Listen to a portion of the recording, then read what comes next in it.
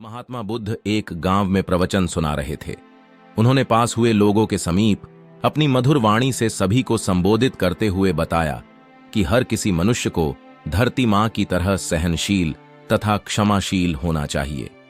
क्रोध मानव का ऐसा शत्रु है जो दूसरों को तो हानि पहुंचाएगा, साथ में खुद भी उससे नहीं बच पाएगा। इसलिए क्रोध, ईर्ष्या मानव की सबसे बड़े शत्रु है। सभा में सभी लोग शांति से उनकी बात को ध्यानपूर्वक सुन रहे थे। तभी वहां उस सभा में एक अति क्रोधी व्यक्ति भी उपस्थित था। वह पहले तो उनकी बात सुनता रहा, फिर वह अचानक महात्मा जी से क्रोधित होकर बोला। बोलते समय उसका आंखें खून के समान लाल हो रही थीं। उसने बोला कि तुम ढोंगी हो, यहां बैठकर लोगों को बेवकूफ बना रहे हो। ये जो भी तुम कुछ कह रहे हो ना, इसको सचमुच करना बहुत मुश्किल है, समझे? तुम्हारी इन बातों का कोई मतलब नहीं है। यह सब बातें कोई मायने नहीं रखती असल जिंदगी में। कहानी सुनाना बंद करो धूर्त महात्मा, और जहां से आए हो वही चले जाओ। ऐसे कठोर वचन सुनकर भी महात्मा जी ने उस क्रोधी पुरुष का कोई विरोध नहीं किया और न ही उसकी बातों पर कोई भी प्रतिक्रिया दी। वह शांत रहे और अपना काम करते रहे, जिससे वह पुरुष और भी क्रोधित हो गया। उसकी समझ नहीं आया वह क्या करे। तब उस पुरुष ने महात्मा जी के मुंह पर थूक कर चला गया।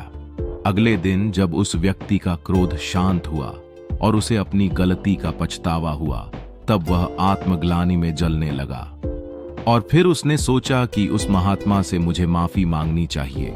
वह महात्मा जी की खोज में उसी स्थान पर गया जहां महात्मा जी कल प्रवचन दे रहे थे।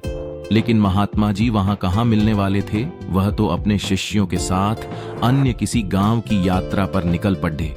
वह पुरुष सब लोगों से महात्मा जी के बारे में पूछता उस स्थान पर पहुंच गया जहां की महात्मा जी प्रवचन कर रहे थे। तब उस पुरुष को महात्मा जी के शिष्यों ने उसे उनके पास जाने से रोका, लेकिन महात्मा जी ने अपने शिष्यों को आदेश दिया कि आने दे उस पुरुष को। तब वह पुरुष महात्मा जी के चरणों पर गिर गया। उनसे बोला, मुझे क्षमा कीजिए महाराज। उसने महात्मा जी से पूछा, क्या आप भूल गए हो कि मैं वही जिसने कल आपका इतना अपमान किया था? मैं अपने दुष्ट कृत्य की आपसे माफी मांगता हूं। तब महात्मा जी ने बड़े शालीनता से उस पुरुष से बोले कि कौन सी बात?